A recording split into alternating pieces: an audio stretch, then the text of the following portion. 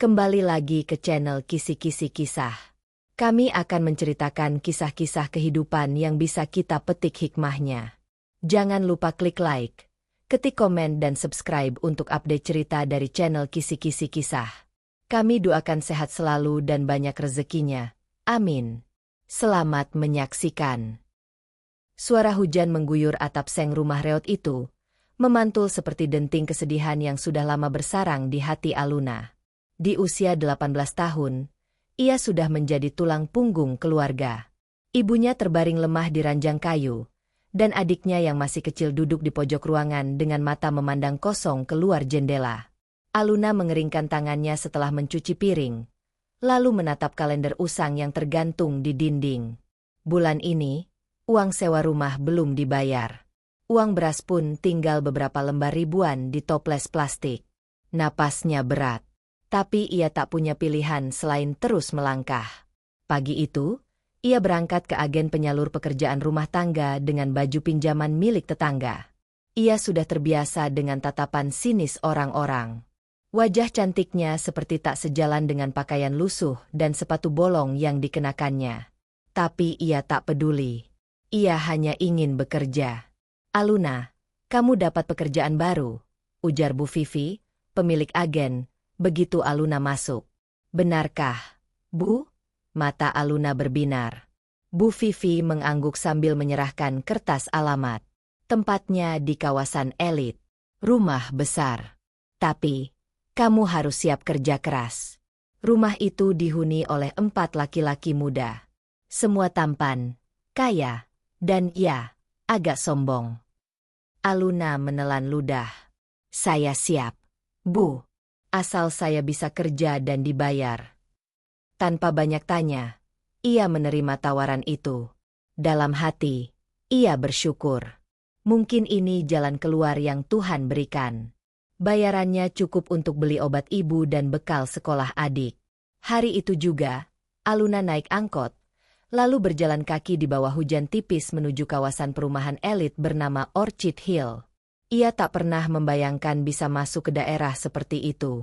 Pagar-pagar besi tinggi, taman-taman terawat, dan deretan mobil mewah yang terparkir membuat langkahnya semakin kecil. Ia berhenti di depan sebuah rumah paling besar di ujung jalan.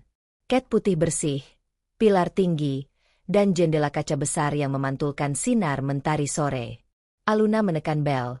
Dan tak lama kemudian pintu dibuka oleh seorang pria muda dengan tatapan tajam dan sikap dingin. "Siapa kamu?" tanyanya tanpa senyum. "Saya Aluna. Ditugaskan untuk bekerja di sini," jawab Aluna dengan suara pelan. Pria itu menatapnya dari atas ke bawah, lalu melirik kertas di tangannya. "Masuk." Aluna melangkah masuk. Rumah itu lebih megah dari yang ia bayangkan. Lantainya marmer putih mengilap, dindingnya penuh lukisan mahal, dan aroma parfum laki-laki mahal tercium samar di udara. Tapi kehangatan? Tidak ada. Semuanya terasa dingin dan asing. Pria tadi tidak memperkenalkan diri. Ia hanya menunjuk ke arah tangga dan berkata, "Kamarmu di atas, paling ujung. Besok mulai jam 5 pagi. Jangan bangunkan siapapun." Sebelum sempat bertanya apa-apa, pria itu sudah menghilang ke salah satu ruangan.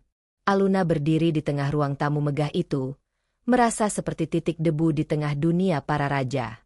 Malam itu, ia tidur di kamar kecil di lantai 2. Tak ada ranjang empuk, hanya kasur tipis dan bantal keras. Tapi Aluna tetap bersyukur. Atapnya tak bocor, dan tidak ada suara tikus seperti di rumahnya. Ia menatap langit-langit putih, dan dalam hati berbisik, "Aku pasti bisa melewati ini. Untuk ibu, untuk adik." Tapi Aluna belum tahu bahwa keempat lelaki tampan yang tinggal di rumah ini bukan hanya akan menjadi atasannya. Mereka akan menguji kesabaran, harga diri, bahkan hatinya. Dan semua itu baru saja dimulai. Fajar baru menyingsing saat Aluna membuka matanya. Ia segera bangun dan merapikan diri. Seragam kerja yang ia bawa dari rumah sudah kusam, tapi ia tetap mengenakannya dengan rapi. Dengan langkah ringan, Ia turun ke dapur dan mulai membersihkan setiap sudut rumah megah itu.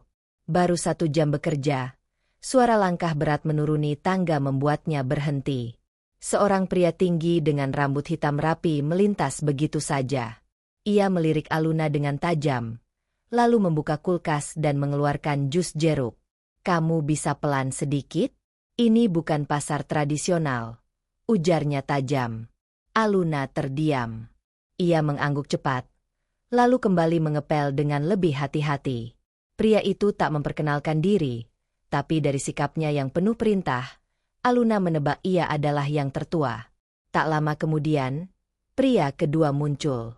Kali ini dengan pakaian kasual, tapi wangi parfumnya begitu menyengat. Ia menghampiri meja makan, lalu memandangi piring-piring bersih yang sudah ditata Aluna. Telur setengah matang, kopi tanpa gula, roti panggang 2 sisi. "Bisa." Aluna buru-buru mengangguk. "Baik, saya siapkan." Namun pria itu hanya mendengus dan duduk sambil memainkan ponselnya. Wajahnya tampan, tapi sorot matanya penuh penilaian, seperti menimbang apakah Aluna layak berada di ruang yang sama dengannya.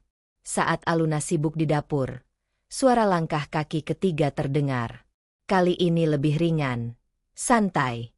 Ia masuk tanpa suara, mengambil segelas air putih, lalu duduk di bar dapur. "Kamu baru ya?" tanyanya. Suaranya datar. "Iya, saya Aluna." "Dava," ucapnya singkat. "Jangan repot-repot bangunin aku. Aku biasa bangun siang." Dava tampak berbeda. Ia tidak sekeras 2 pria sebelumnya, tapi lebih sulit ditebak. Ia seperti tidak peduli dengan sekitar, termasuk pada kehadiran Aluna. Bahkan setelah memperkenalkan diri, ia kembali menatap kosong keluar jendela, seakan dunia ini tidak penting. Saat suasana mulai tenang, tiba-tiba suara pintu kamar lantai 2 dibanting. Seorang pemuda dengan hoodie dan headphone muncul. Rambutnya acak-acakan, wajahnya masih setengah mengantuk. "Nino, kamu telat lagi," teriak pria pertama yang ternyata bernama Raihan. Nino tidak menjawab. Ia malah berjalan ke arah dapur dan memakan roti yang belum selesai disiapkan Aluna. Kamu pembantu baru ya?" tanya Nino dengan senyum miring. Aluna mengangguk. "Cantik juga. Tapi bisa bersih-bersih enggak tuh?" godanya sambil tertawa. Aluna menunduk. Ia tidak membalas.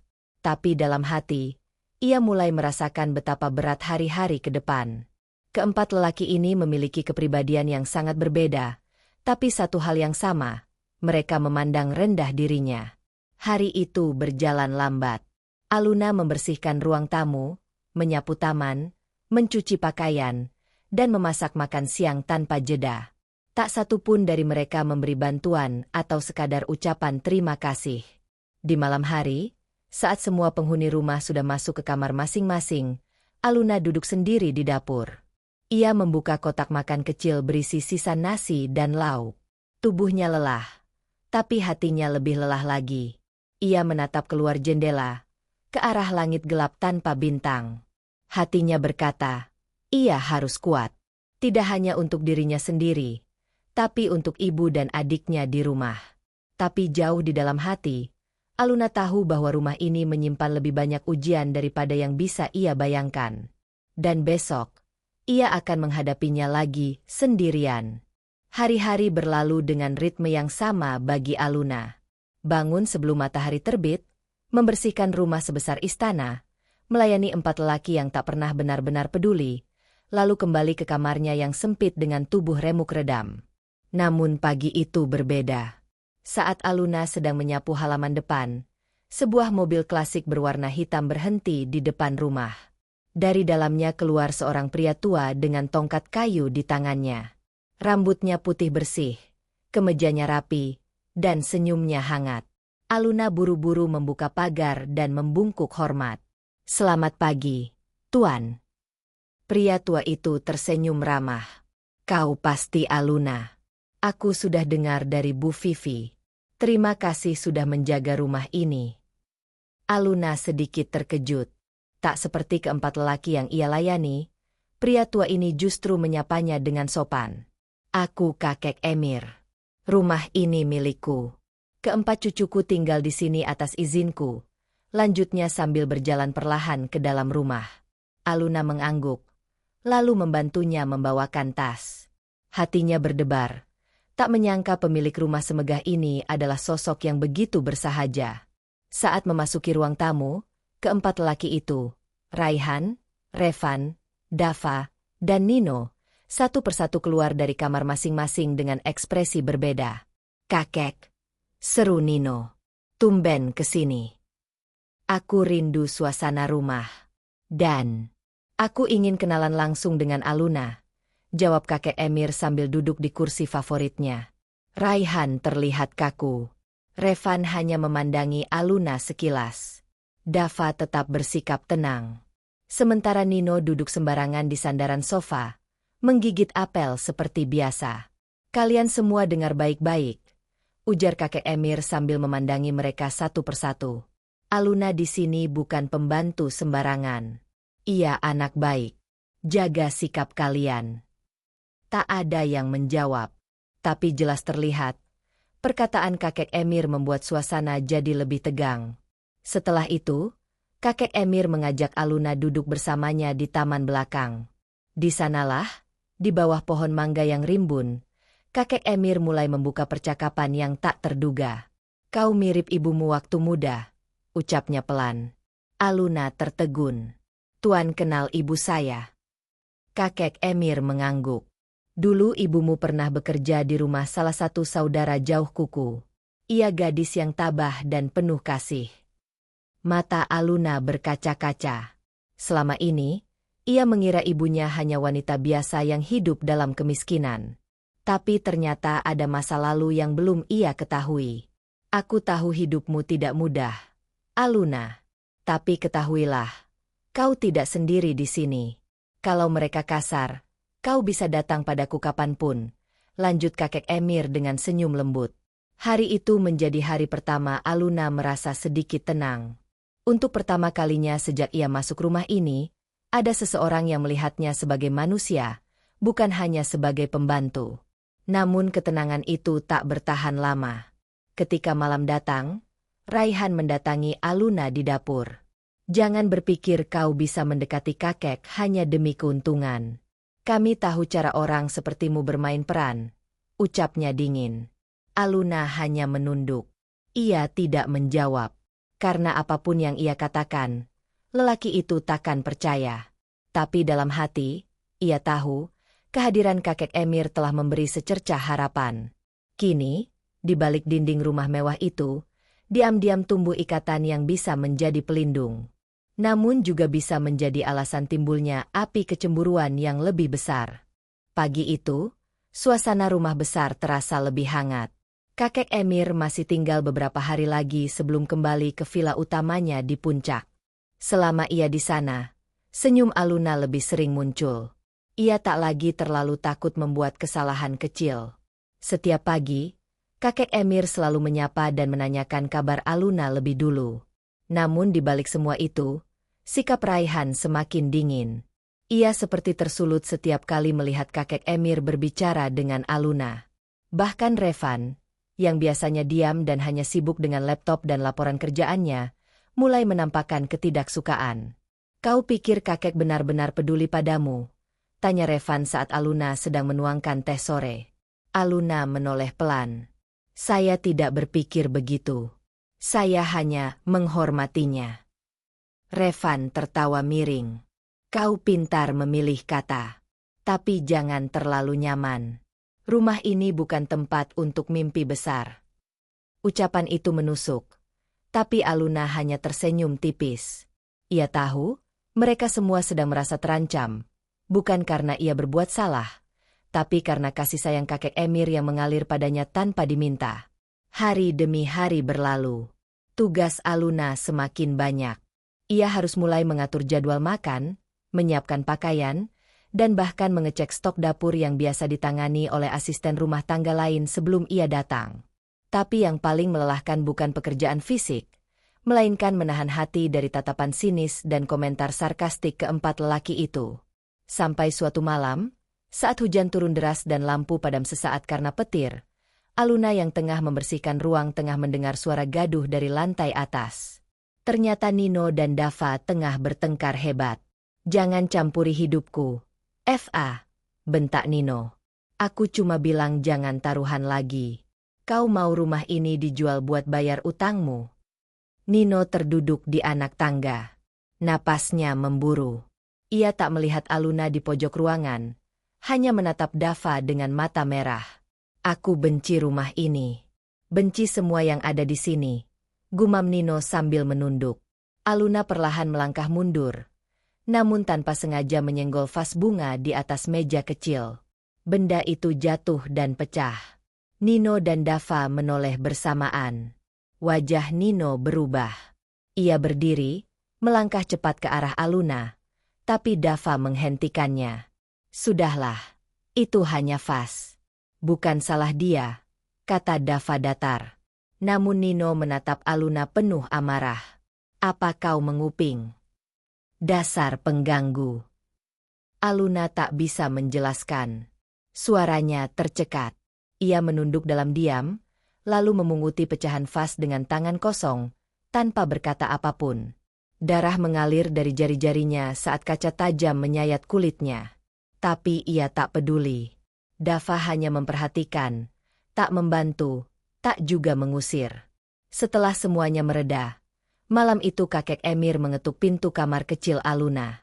Ia datang membawa obat luka dan perban. "Aku dengar suara kaca pecah. Aku tahu mereka pasti menyalahkanmu," katanya pelan. Aluna menangis pelan. "Saya tidak sengaja, Kek. Aku percaya padamu, Nak. Dan suatu hari nanti, mereka juga akan melihat siapa dirimu sebenarnya."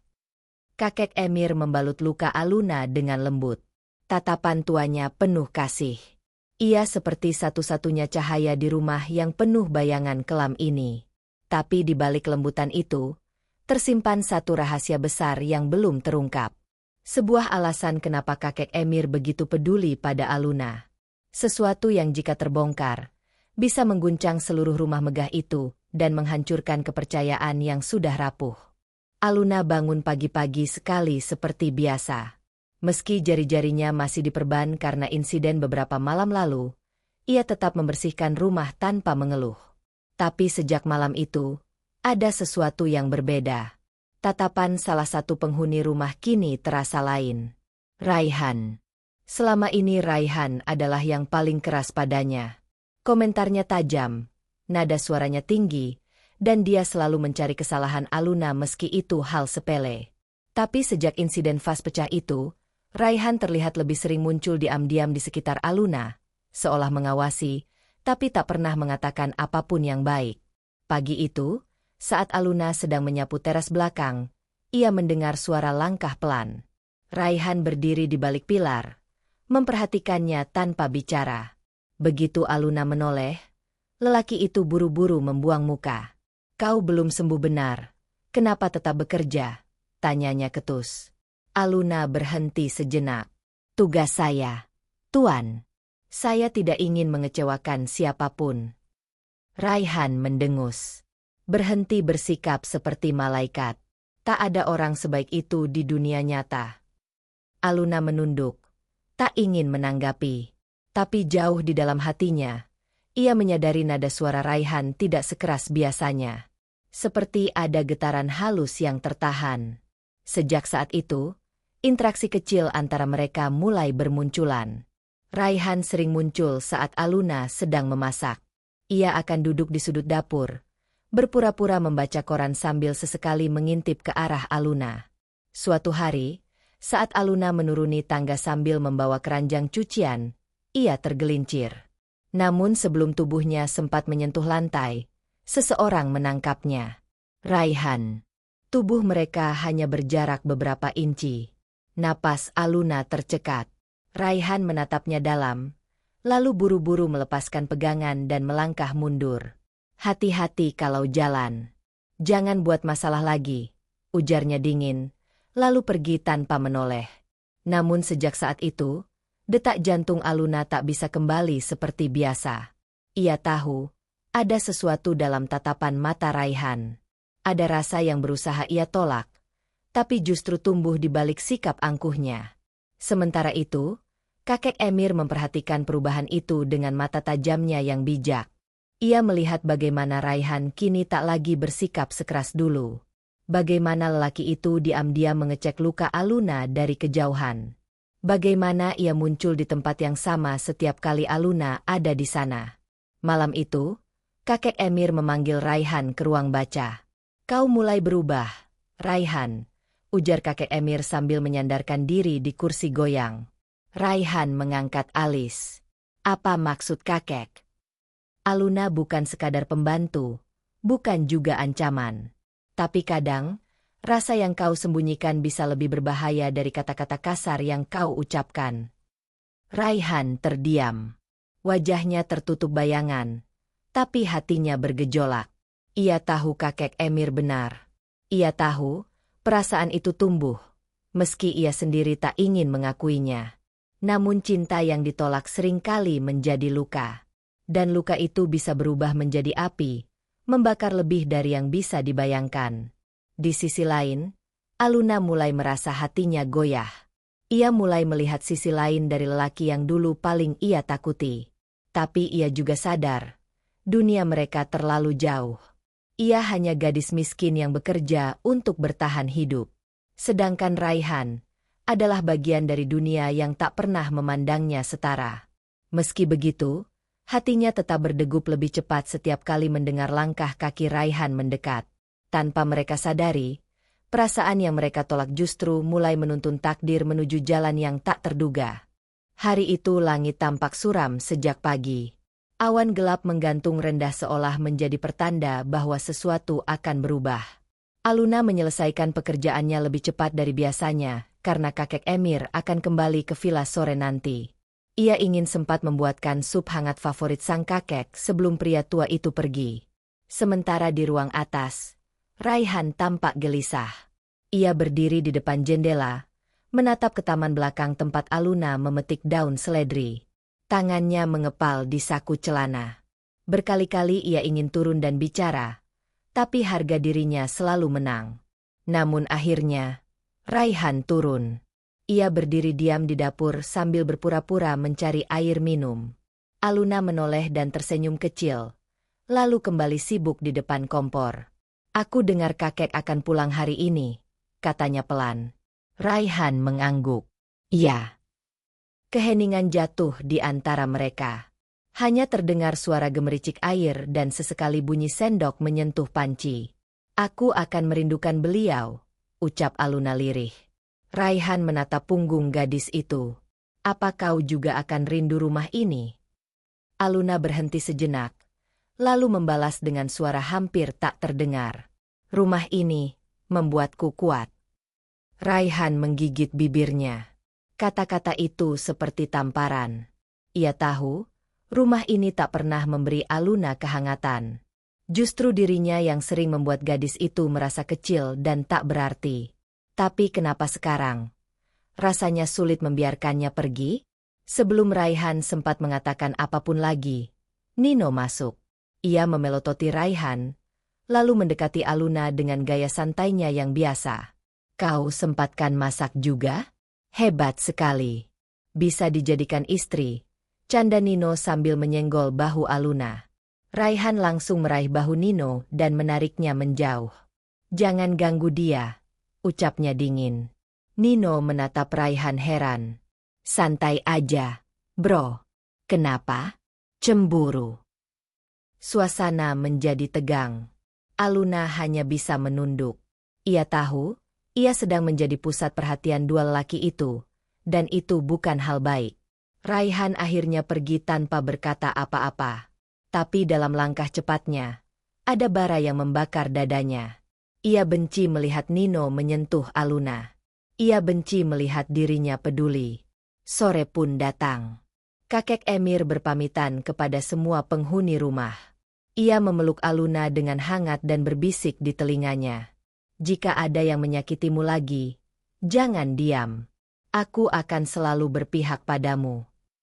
Aluna mengangguk dengan mata berkaca. Setelah mobil hitam itu melaju pergi, rasa sepi langsung menyergap. Malamnya, saat Aluna sedang mengganti taplak meja ruang makan, Revan menghampirinya. "Kau harus lebih hati-hati mulai sekarang. Kakek sudah tidak di sini," katanya tanpa ekspresi. Aluna mengangguk. "Saya akan tetap bekerja seperti biasa." Revan mendekat selangkah. "Dan tentang Raihan, jangan terlalu berharap. Dia tidak pernah tahu caranya mencintai seseorang." Kalimat itu menghantam jantung Aluna. Ia tak menjawab. Tapi dalam hati, ia mulai bertanya, apakah benar perasaan yang tumbuh selama ini hanya harapan kosong? Sementara itu di balkon lantai 2, Raihan berdiri sendiri. Angin malam menerpa wajahnya yang dingin. Tapi dalam matanya, terpancar gejolak yang tak bisa ia redam. "Aku tidak tahu caranya mencintai. Tapi kenapa hanya dia yang selalu ada di pikiranku?" Raihan mengepalkan tangan. Hatinya kacau. Ia ingin mendekat, tapi takut. Ia ingin menjaga, tapi gengsinya terlalu tinggi. Dan kini, ia hanya bisa berdiri jauh, menyaksikan gadis itu perlahan pergi dari hatinya sebelum ia punya cukup keberanian untuk mengaku. Hari-hari berlalu tanpa kehadiran kakek Emir, dan suasana rumah megah itu kembali menjadi ruang yang penuh tekanan. Namun bagi Aluna, rasa kesepian justru datang bukan karena kakek Emir pergi, melainkan karena sikap Raihan yang makin sulit ditebak. Kadang lelaki itu menghindar sepenuhnya, pura-pura tak melihatnya. Tapi di lain waktu, ia muncul tiba-tiba hanya untuk menyindir atau mengucapkan komentar dingin yang menusuk hati.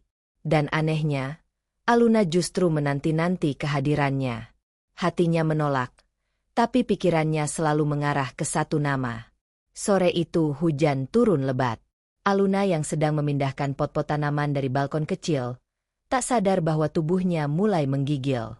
Air hujan membasahi bajunya, tapi ia tetap bertahan. Hingga seseorang menarik lengannya keras. "Masuk!" Suara itu terdengar keras tapi gemetar.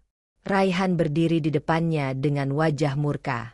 Ia menyeret Aluna ke dalam, lalu menutup pintu balkon dengan keras. "Kau ingin sakit? Apa kau bodoh?" bentaknya. Aluna menjawab dengan suara lemah. "Saya hanya memindahkan tanaman. Tidak apa-apa." "Tidak apa-apa?" Kau menggigil. "Aluna." Raihan menarik handuk dan melemparkannya ke arahnya. "Lep badanmu. Ganti baju. Jangan buat aku." Ia terdiam. "Jangan buat apa?" tanya Aluna pelan, mencoba membaca matanya. Raihan menarik napas panjang. "Lupakan. Kau bukan urusanku." Aluna tersenyum tipis. "Tapi Tuan selalu memperhatikan saya." Kalimat itu membuat Raihan menatapnya tajam. Mereka saling diam beberapa detik, sampai langkah kaki dari lantai bawah memecah momen itu. Nino datang sambil tertawa bersama seorang perempuan cantik yang belum pernah Aluna lihat sebelumnya. "Oh, ini pembantu barumu, Ray?" tanya si perempuan sambil menatap Aluna dari atas ke bawah dengan senyum menyebalkan. Raihan mendadak canggung. "Dia bukan urusanmu, Nia." "Bukan urusan? Tapi kau berdiri sangat dekat dengannya." Raihan buru-buru menjauh dari Aluna. Ia mengangguk ke Nino lalu berkata pelan, "Tolong bawa tamumu ke ruang tamu. Aku sedang sibuk." Tanpa menoleh lagi, Raihan berlalu. Tapi sebelum menghilang di balik tangga, ia sempat melirik Aluna. Tatapan yang sulit dijelaskan. Marah, bingung, dan takut. Malam itu Aluna tak bisa tidur.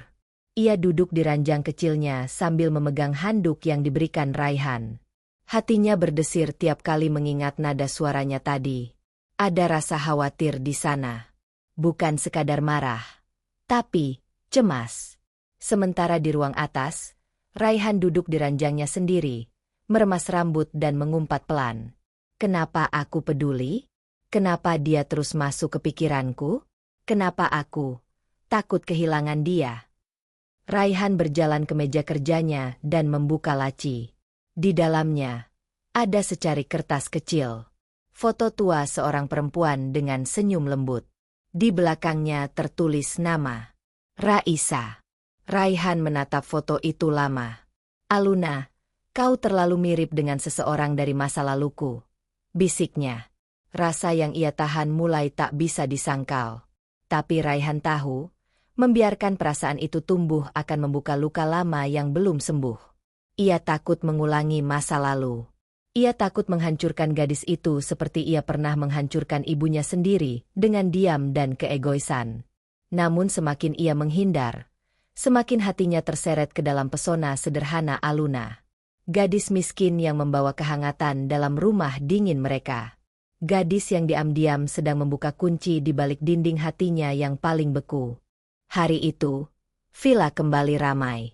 Akan ada pesta kecil untuk merayakan ulang tahun Revan yang diadakan oleh keluarga besar. Aluna ditugaskan untuk menyiapkan ruangan utama bersama staf catering. Namun sejak pagi, pikirannya terus terusik oleh Raihan. Sejak kejadian di balkon, Raihan nyaris tak muncul. Ia menghindar sepenuhnya.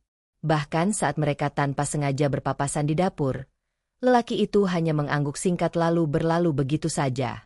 Sikapnya kembali dingin, namun kali ini terasa menyakitkan. Aluna berdiri memandangi kaca jendela di ruang makan. Di luar, bunga-bunga sudah dihias dengan pita emas.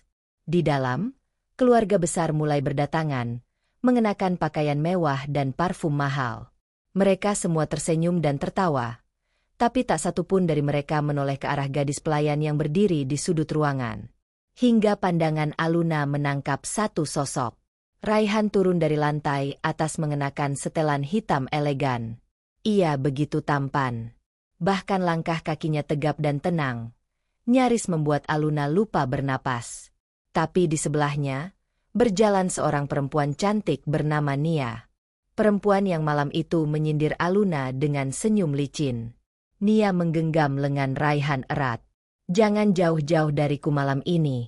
Ya, kita harus tampil sebagai pasangan yang sempurna." Raihan hanya tersenyum kecil, tapi matanya tak pernah berpaling dari Aluna yang berdiri jauh di sudut. Ia melihat gadis itu menunduk dan berpura-pura sibuk. Hatinya kembali bergetar. Pesta dimulai. Musik lembut terdengar. Gelas-gelas anggur ditinggikan. Dan Aluna menghilang ke belakang. Ia berdiri di dapur, menahan napas yang tak teratur. Dadanya sesak.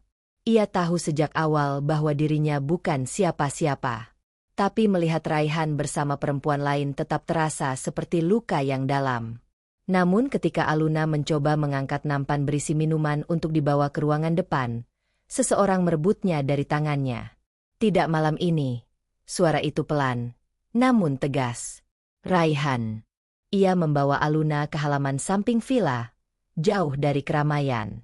Hujan mulai turun pelan, menambah dramatis suasana. "Kau kenapa menjauh?" tanya Aluna akhirnya, berani menatap matanya. "Aku tidak menjauh," jawab Raihan cepat. "Aku hanya mencoba menenangkan pikiranku." "Kau bersama Nia?" gumam Aluna, hampir tak terdengar. Raihan menatapnya lama. "Itu hanya permainan, bukan perasaan." Aluna membalikkan badan, tak ingin air matanya jatuh di hadapan lelaki itu. Tapi Raihan menarik tangannya. "Dengarkan aku, sejak kau datang, aku tidak pernah bisa memikirkan hal lain selain kau." Aluna membeku. Hatinya berdebar. Tapi logikanya berteriak. "Lalu kenapa kau selalu bersikap dingin? Menyakitiku dengan kata-kata? Menghindar seperti aku ini aib?" Raihan menunduk. "Karena aku takut." "Takut pada apa?" "Takut menyakitimu. Takut menghancurkan seseorang lagi. Aku punya masa lalu yang buruk, Aluna. Aku pernah kehilangan seseorang karena sifat keras kepalaku sendiri. Aku takut kau akan pergi juga kalau aku mulai mencintaimu." Keheningan menelan mereka. Hujan semakin deras, membasahi rambut dan pakaian. Tapi tak satu pun dari mereka bergerak. Aluna mendekat satu langkah. Terkadang perasaan yang tidak pernah kita ungkap bisa lebih menyakitkan daripada luka yang sudah nyata. Raihan menatapnya. Wajahnya basah bukan hanya karena hujan, tapi air mata yang tak bisa ia sembunyikan lagi. Dan di tengah derasnya hujan malam itu, untuk pertama kalinya, tak ada kebohongan antara mereka. Hanya dua hati yang saling terluka, namun akhirnya mulai saling membuka. Sejak malam di bawah hujan itu, hubungan antara Aluna dan Raihan berubah. Bukan menjadi lebih mudah, justru makin rumit. Karena setelah momen pengakuan yang sejujurnya, Raihan kembali menarik diri. Ia menghindari Aluna lebih dalam dari sebelumnya. Bukan karena tidak peduli, tapi karena ketakutan yang masih mengikat hatinya. Namun bukan hanya Raihan yang berubah. Revan mulai menunjukkan ketertarikan secara terang-terangan. Ia sering meminta Aluna menemaninya membaca di perpustakaan villa, memuji cara berpikirnya yang tenang, bahkan membawakan makanan ke dapur hanya untuk bisa mengobrol lebih lama. Revan yang selalu dingin dan logis itu, kini terlihat lebih manusiawi setiap kali bersama Aluna. Lalu ada Nino. Ia tak lagi sekadar menggoda. Kini ia sering menawarkan tumpangan, membawakan bunga dari taman, dan terang-terangan mengatakan bahwa ia tak keberatan jika Aluna jadi bagian dari keluarganya. Sementara yang paling mengejutkan adalah Dava. Si sulung yang pendiam dan tak pernah banyak bicara itu, tiba-tiba suatu malam menyelipkan sebuah buku catatan kecil ke meja kerja Aluna. Di halaman pertama tertulis kalimat yang membuat gadis itu terpaku. Kau bekerja keras, kau sabar, dan kau menyembuhkan rumah ini dengan cara yang tak kami sadari. Jika aku lebih berani, mungkin aku sudah bilang sejak awal, aku menyukaimu. Aluna membacanya berulang-ulang. Tak percaya bahwa seseorang sependiam Dava bisa menyimpan perasaan sedalam itu. Namun semua itu mencapai puncaknya ketika kakek Emir kembali untuk kunjungan mendadak dan mengadakan makan malam keluarga. Meja makan panjang itu diisi makanan hangat dan obrolan sopan. Tapi ketegangan di antara empat lelaki tak bisa disembunyikan. Masing-masing dari mereka duduk terlalu tegak, melemparkan pandangan diam-diam ke Aluna, dan sesekali saling menatap tajam. Saat Aluna hendak menuangkan sup ke mangkuk Raihan, Revan langsung mengambil piring itu dan berkata, "Biar aku saja. Kau lelah." Raihan menatap Revan tajam. "Kau tidak perlu terlalu ikut campur. Dia sudah terbiasa mengurus ini." Nino tertawa. "Wah, dua pria berebut perhatian pelayan. Ini menarik." Dava yang sejak tadi diam, akhirnya berkata pelan, "Dia bukan pelayan." Semua terdiam, termasuk Aluna. Kakek Emir menatap cucu-cucunya dengan senyum tipis. "Sepertinya ada banyak hal yang ingin kalian sampaikan, tapi belum berani." Salah satu tamu keluarga yang duduk di sebelah Aluna ikut berkomentar. "Gadis ini cantik, sopan dan rajin. Tak heran jika banyak dari kalian jatuh hati." Raihan bangkit dari kursinya dengan wajah tegang. "Aku keluar sebentar." Revan menatap punggung Raihan lalu berdiri. "Kalau kau terus lari, jangan salahkan kalau orang lain datang lebih dulu." Setelah itu, Revan meninggalkan ruang makan. Tak lama, Dava juga menyusul. Nino tersenyum kepada Aluna. "Kau tahu, Luna, kadang seorang gadis tak sadar betapa dia telah mengguncang dunia pria-pria di sekitarnya." Aluna tak menjawab. Hatinya tak karuan.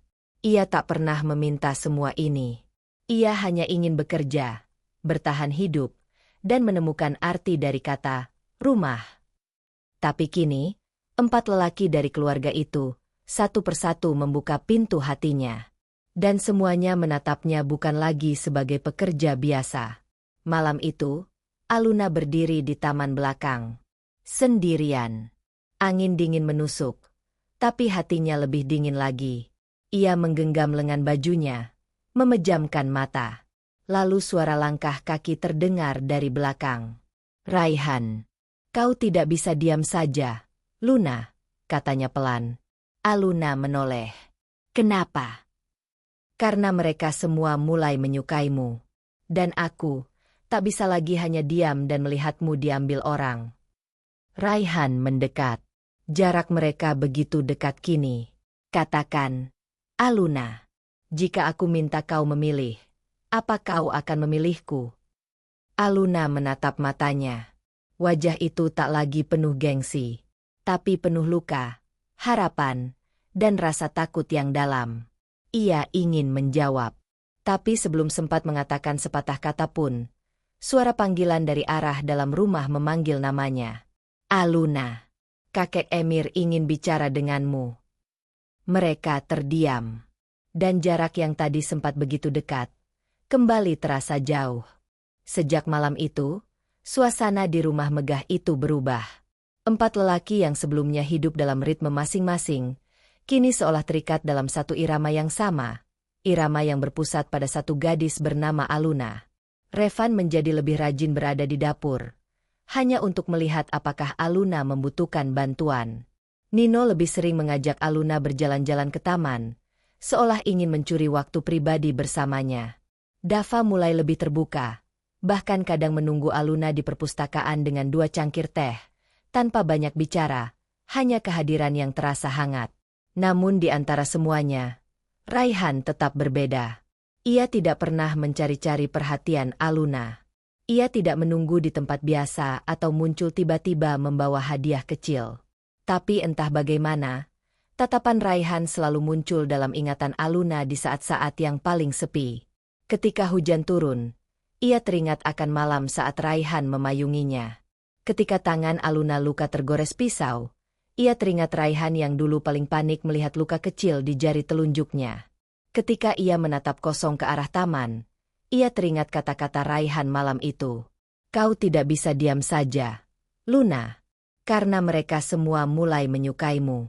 Dan aku, tak bisa lagi hanya diam dan melihatmu diambil orang. Hati Aluna gelisah. Ia mencoba mengalihkan diri dengan pekerjaan. Menyapu halaman, menyiapkan sarapan lebih awal, membersihkan ruang tamu berkali-kali, bahkan mencuci mobil meski itu bukan tugasnya. Tapi tetap saja, wajah Raihan muncul di benaknya. Suatu pagi, kakek Emir memanggilnya ke taman belakang. Pria tua itu sedang menyiram bunga anggrek putih kesayangannya. Aluna, duduklah di sini, katanya sambil menunjuk bangku kayu di sampingnya. Aluna menurut. Angin pagi sejuk berhembus, menyapu helaian rambutnya ke belakang telinga. Kau tahu, aku ini sudah tua. Mataku tidak setajam dulu, tapi perasaanku masih tajam. Aku bisa lihat, hatimu sedang bertarung. Aluna menunduk, menggenggam jemarinya. Kakek Emir tersenyum hangat. Cinta memang tidak bisa dibohongi, Aluna. Tapi seringkali kita mencoba. Karena takut, karena tidak yakin, atau karena merasa tidak pantas. Aluna memejamkan mata. Kalimat itu seperti membuka pintu yang selama ini ia kunci rapat. Raihan pernah terluka. Kakek, bisiknya. Ya, jawab sang kakek. Dan kau adalah satu-satunya yang bisa menyembuhkannya. Kau sadar akan itu, bukan? Aluna mengangguk pelan. Matanya berkaca-kaca. Saat itulah ia menyadari, sejak awal, hanya Raihan yang bisa membuatnya merasa diperhatikan tanpa harus dimanja. Hanya Raihan yang bisa membuatnya gugup hanya dengan satu tatapan. Dan hanya Raihan yang ia cari dalam diam. Hari itu, Aluna tidak lagi menunda. Ia berjalan ke sisi barat rumah, tempat Raihan sering duduk sendirian di bawah pohon pinus tua. Dan benar saja, pria itu sedang duduk di sana, menatap kosong ke arah langit biru pucat. Aluna mendekat perlahan. Sepasang mata itu menoleh ketika mendengar langkahnya. Raihan berdiri, tapi belum sempat bicara. Aluna lebih dulu memotong. Aku tidak akan membuatmu menunggu jawaban lebih lama, Raihan. Raihan mengerutkan kening, tapi tak berkata apapun. Aluna menatap matanya. Kali ini tanpa ragu. Hatiku sudah memilih. Suara mereka tenggelam dalam desir angin. Tapi di antara ketenangan itu, ada degup yang tak bisa ditutupi. Aluna akhirnya tahu siapa yang dicintainya. Tapi apa yang akan dilakukan Raihan setelah ini, masih menjadi misteri. Karena cinta yang nyata, bukan hanya soal memilih, tapi juga soal berjuang dan mempertahankan. Setelah pengakuan itu, Aluna merasa seperti baru saja melepaskan beban besar dari dadanya. Tapi di balik rasa lega itu, ada tanggung jawab lain yang tak bisa ia abaikan. 3 hati lainnya, yang mungkin masih berharap, menunggu, dan akan terluka. Aluna tahu, jika ingin melangkah dengan jujur bersama Raihan, ia harus menyelesaikan yang belum selesai. Dengan kepala tegak dan hati yang bergetar, ia mencari satu persatu. Yang pertama ia temui adalah Revan. Di ruang baca yang sunyi, lelaki berkacamata itu sedang duduk membaca seperti biasa. Saat Aluna mengetuk pelan pintu dan masuk, Revan menoleh dan tersenyum kecil. Sedang butuh teman diskusi atau hanya ingin duduk diam seperti biasanya? Tanyanya ringan. Aluna mendekat, duduk di depannya. Aku datang bukan untuk diskusi, tapi untuk bicara dari hati. Revan meletakkan bukunya, kini menatap serius. Aku tahu, katanya lirih. Aku menghargai semua yang kau tunjukkan. Perhatianmu, caramu melindungiku dengan tenang, aku tak akan pernah melupakannya. Revan mengangguk pelan. Tatapannya lembut, tapi sedih. Dan aku minta maaf. Revan, hatiku sudah memilih. Bukan kamu. Sun. Hanya suara jarum jam yang terdengar di antara mereka. Revan menarik napas dalam. Setidaknya kau memilih seseorang yang benar-benar kau inginkan. Itu sudah cukup bagiku. Aluna menahan air matanya saat keluar dari ruangan itu. Selanjutnya ia menemui Nino, yang sedang bermain gitar di taman belakang. Ia memainkan nada-nada sembarangan, seperti sedang melarikan hati ke dalam musik. Aluna duduk di sebelahnya. Nino tersenyum. Aku tahu kau akan datang, katanya ringan. Aku ingin bicara soal perasaanmu padaku. Nino mengangkat bahu. Kau tidak perlu menjelaskan. Luna, aku tahu sejak awal aku hanya menjadi warna dalam cerita yang sudah ditulis untuk orang lain. Tapi aku tetap ingin minta maaf, karena aku sudah membuatmu berharap. Nino menatapnya, kali ini tanpa senyuman. Kau tahu, luka karena harapan itu tetap terasa meski aku sudah siap. Aluna menyentuh tangan Nino sebentar, lalu berdiri dan meninggalkannya dalam diam. Yang terakhir adalah Dava. Ia sedang duduk di balkon lantai 2, memandangi kebun. Dava memang tak pernah banyak bicara, tapi hatinya jelas lebih dalam dari yang terlihat. Aluna mendekat, lalu duduk di sebelahnya. Dava tak menoleh. Ia hanya berkata, kau sudah memilih Raihan. Aluna mengangguk pelan. Dava menarik napas, panjang dan berat. Kurasa aku tahu dari caramu memandangnya. Kau terlihat hidup. Aku minta maaf. Dava, aku tak pernah ingin menyakiti siapapun. Kau tidak. Cinta itu hak setiap orang. Dan menolak perasaan bukan kejahatan. Aluna menatapnya. Lelaki itu masih menatap jauh, tapi suaranya terdengar tulus. Aku senang pernah menyukaimu, Luna. Aluna mengangguk, lalu berdiri. Langkah-langkah itu berat, tapi ia tahu semuanya harus disampaikan. Malam itu, Aluna berdiri di depan jendela kamarnya. Angin masuk lembut, membawa suara jangkrik dan bisikan alam yang tenang. Tapi hatinya tak lagi bergemuruh. Ia sudah jujur pada semuanya. Ia sudah menepati janjinya pada dirinya sendiri, untuk tidak menggantung harapan siapapun. Besok pagi, ia akan bicara pada Raihan. Bukan sebagai gadis miskin yang bekerja untuk keluarganya, tapi sebagai perempuan yang siap mencintai dan dicintai sepenuhnya. Pagi itu, matahari menyusup lembut melalui tirai kamarnya. Aluna membuka jendela, menghirup udara segar dengan dada yang lapang. Ini adalah hari yang akan ia ingat sepanjang hidupnya. Bukan karena kebahagiaan semata, tapi karena keberaniannya. Di bawah pohon pinus tua, Raihan sudah duduk seperti biasa. Entah bagaimana, lelaki itu selalu tahu kapan Aluna akan datang. Sudah bicara pada mereka? Tanya Raihan tanpa menoleh. Sudah, jawab Aluna, duduk di sebelahnya. Raihan menatapnya. Kali ini, mata itu tak lagi ragu. Dan kau yakin? Aluna tersenyum kecil. Sejak aku mulai menyukaimu, aku terus menyangkal. Karena kau terlalu sulit ditebak. Karena aku takut disakiti. Tapi saat aku melihatmu memilih diam daripada merayu, memilih menjauh daripada memaksa, aku tahu. Raihan menarik napas. Hatinya yang selama ini penuh pertahanan, perlahan runtuh. Aku juga takut. Luna, takut kalau perasaanku hanya akan jadi luka baru untukmu. Sekarang aku tahu, luka terbesarku justru kalau aku tidak jujur pada hatiku sendiri. Raihan menatap dalam. Dan untuk pertama kalinya, Aluna tidak berpaling. Kalau begitu, izinkan aku menjadi satu-satunya luka yang kau peluk sampai sembuh. Dan satu-satunya alasan kau bahagia. Mereka saling menatap. Tak ada kata-kata lagi. Hanya ketulusan yang mengalir lewat diam yang paling hangat. Dari balik jendela lantai atas, kakek Emir tersenyum.